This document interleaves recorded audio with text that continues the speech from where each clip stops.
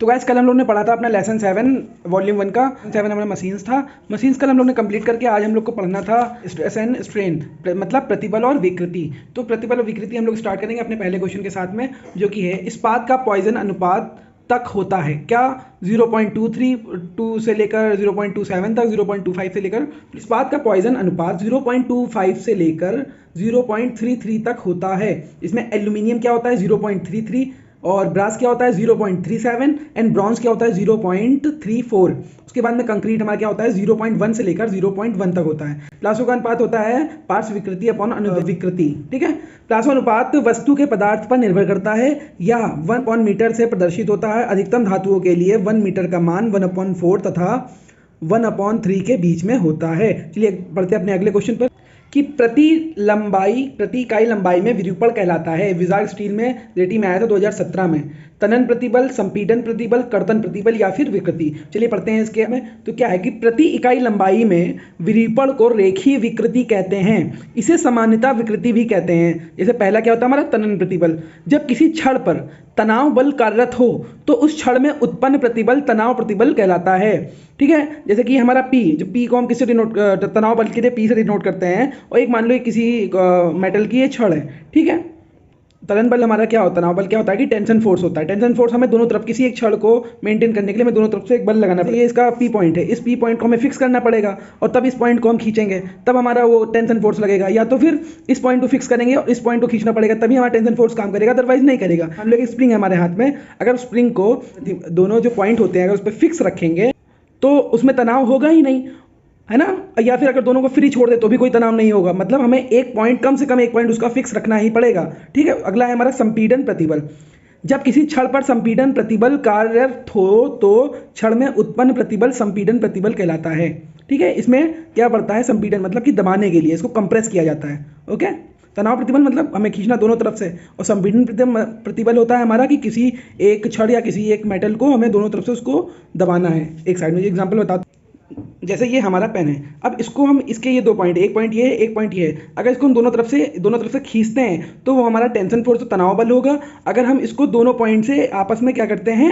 दबाते हैं, दाब लगाते हैं, प्रेशर लगाते हैं, तो वो हमारा संपीडन बल होगा। बस यही डिफरेंस होता है दोनों में। ठीक है, चलिए बढ़ते हैं अपने अगले क्वेश्चन के ऊपर। देखिए हम लोग क्या, रेखीय प्रतिबल एवं रेखीय विकृति का अनुपात कहलाता है। क्या कहलाता है? दृढ़ता गुणांक, प्रत्यास्था गुणांक या फिर पार्श्व अनुपात, मतलब आयतन प्रत्यास्था गुणांक या फिर प्रत्यास्था गुणांक। ये देखिए उत्तराखंड जेईई 2000 पेपर में 2013 में ये क्वेश्चन आया हुआ है। ठीक है, चलिए इसका आंसर हम लोग, प्रत्यास्था सीमा के अंदर, मतलब प्रत्यास्था सीमा क्या होता है? उसकी इलास्टिसिटी के अंदर, मतलब कि अगर उसकी इलास्टिसिटी के अंदर है तब अंदर प्रतिबल या रेखीय प्रतिबल तथा उससे उत्पन्न रेखीय विकृति का अनुपात प्रत्यास्था गुणांक कहलाता है। इसे यंग मापांक भी कहते हैं। ठीक है, यंग मापांक इज इक्वल टू रेखीय प्रतिबल अपॉन रेखीय विकृति, मतलब समझ में आ रहा है? का अनुपात रेशियो भी इसको हम बोलते हैं ना, ये जो डिफरेंस है हमारा, इसको रेशियो भी बोलते हैं हम लोग। ठीक है, E is equal to P upon E से हम लोग इसको डिनोट करते हैं। और इसकी यूनिट जो होती है, इसकी यूनिट होती है इकाई न्यूटन अपॉन मिलीमीटर स्क्वायर। ठीक है, चलिए बढ़ते हैं अपने अगले क्वेश्चन पे। क्या है कि एक पूर्णतः दृढ़ पिंड के लिए यंग प्रत्यास्था गुणांक है। ये भी उत्तराखंड जेईई में आ चुका है 2013 में।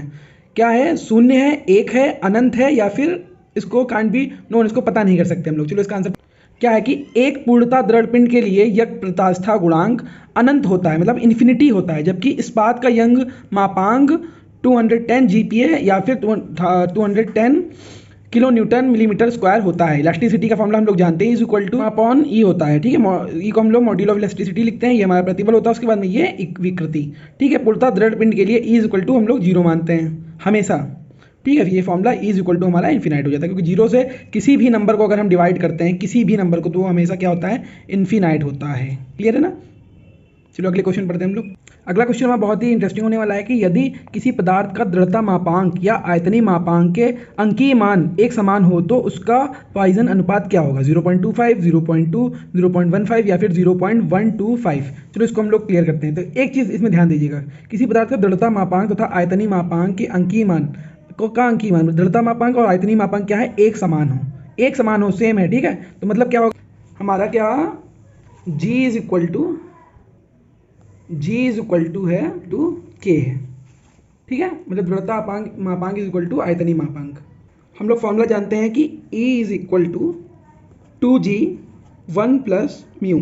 इसको हम अपना इक्वेशन फर्स्ट मान लेंगे, ठीक है। उसके बाद अगला फॉर्मूला लगेंगे E is equal to 3K 1 minus 2 mu. इसको हम लोग अपना इक्वेशन 2 मान लेंगे। क्लियर है।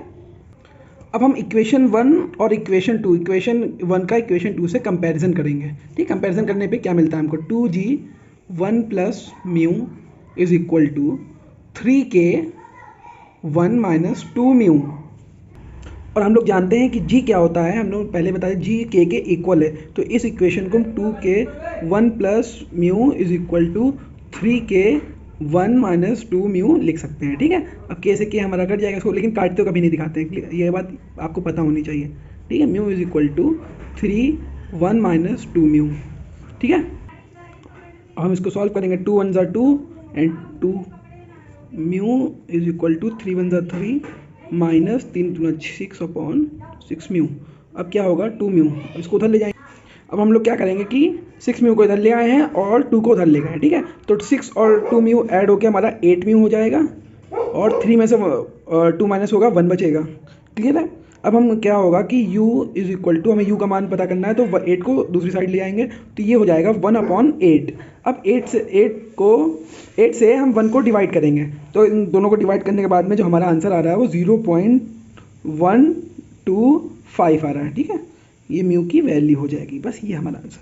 तो हमें क्या पता चल गया कि हमें ये पता चल गया कि जो किसी पदार्थ का जो पॉइसन पाथ होगा, इन दोनों को अगर हमारा द्रव्यता मापांक और आयतनीय मापांक क्या हो आपस में सेम हो तो क्या होगा, 0.125 इसका आंसर होगा। क्लियर है ना।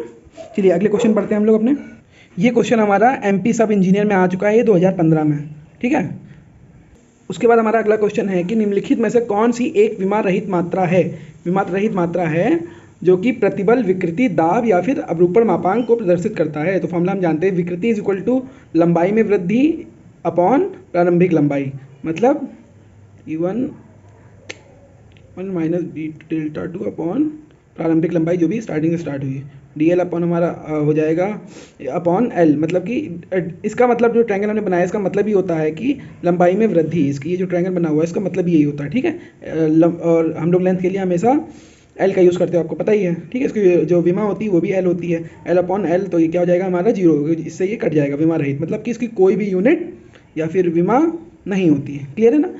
चलिए अब अगले क्वेश्चन पढ़ते हैं। तो अब हम लोग पढ़ेंगे कि पूर्व RRB, JEE, SE और सहायक लोको पायलट एवं टेक्नीशियन की परीक्षाओं में पूछे गए प्रश्न, ठीक है। अब स्टार्ट करते हैं अपने पहले क्वेश्चन से, आंसर से। प्रत्यास्था सीमा के अंदर सीधे प्रतिबल एवं उपजी विकृति के अनुपात को क्या कहते हैं, प्रत्यास्था गुणांक या फिर यंग मापांक, इलास्टिसिटी या फिर यंग मापांक कहते हैं। ये दोनों आपस में इक्वल रहते हैं। क्लियर है।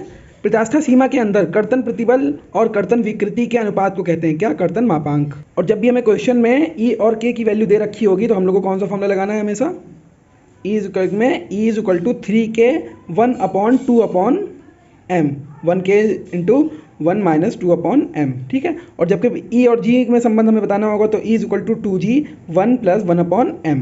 क्लियर है। और जब कभी E, G और K सब एक साथ में आ जाएंगे तो कौन सा फॉर्मूला लगाना है, E is equal to 9kg/3K plus G। किसी बल की दिशा में लंब रूपी मापी गई विकृति को क्या कहते हैं, पार्श्व विकृति। कोई पदार्थ टूटने से पहले झटकों या धक्कों का विरोध के कारण करता है, किस कारण से करना है, टफनेस के कारण से। कोई पदार्थ कटने, घिस जाने या खुरचे जाने का विरोध के कारण करता है, किस कारण से, कठोरता से, ठीक है। अब किसी पदार्थ के बिना टूटे किसी चाप आर्क में झुक जाना या बेंड हो जाता है तो उसे क्या बोलते हैं, फ्लेक्सिबिलिटी। जैसे किसी हम लोग सरिया को पकड़ते हैं और पकड़ के उसको मोड़ देते हो तो उसी आर्क में या फिर उसी में बेंड हो जाता है तो उसको हम लोग क्या बोलते हैं, उसके अंदर क्या हो जाता है, नम्यता उत्पन्न हो जाती है, मतलब उसकी फ्लेक्सिबिलिटी, ठीक है। अंतिम प्रतिबल या फिर कार्यकारी प्रतिबल के अनुपात को कहते हैं सुरक्षा गुणांक। क्लियर है ना। वह गुण जिसके कारण पदार्थ के पतले तार के रूप में खींचा जा सके, क्या होता है, हमारी डक्टिलिटी, ठीक है। फिर उसके बाद में आता है हमारा वह गुण जिसके कारण पदार्थ में बल हटा लेने के बाद अपनी प्रारंभिक अवस्था में आ जाता है, वो हमारा इलास्टिसिटी होती है ना, जो अपनी वापस अपनी अवस्था में आ सकता हो, उसे ही हम प्रत्यास्था बोलते हैं। अगर टूट जाएगा तो क्या हो जाएगा वो हमारा, अगर टूट जाएगा भी मैंने बताया आपको, अगर टूट जाएगा तो मतलब उसके अंदर कठोरता है ना। और टूटने झटकों के से विरोध करता है वो क्या है, टफनेस है। जो टूटने से विरोध कर रहा है, जो टूट जा रहा है वो कठोरता की वजह से टूट जा रहा है, और जो नहीं टूट रहा है वो क्या है, वो प्रत्यास्था में आता है। क्लियर है। अब उसके बाद में किसी पदार्थ का आघात समय इम्पैक्ट स्ट्रेंथ प्रदर्शित करती है, उसकी क्या होनी चाहिए, कड़ाई। क्लियर है। अब अगला जो हमारा लेसन है वो है धरने या कैंचियाँ, बीम्स एंड ट्रसेस। इसको हम लोग कल अपने अगले लेक्चर में कंप्लीट करेंगे। ठीक है, आज के लिए बस इतना ही। और जिन्होंने अभी तक हमारी पुरानी वीडियोस नहीं देखी है, जाके हमारे चैनल पर देख सकते हैं। अभी तक मैंने इसको मिला के टोटल 8 चैप्टर कंप्लीट कर लिए हैं। और जल्दी से जाइए हमारी वीडियो को देखिए, लाइक कीजिए, सब्सक्राइब कीजिए और पसंद आए तो शेयर कीजिए। ओके, तो मिलते हैं अगली वीडियो में, तब तक के लिए जय हिंद, जय भारत।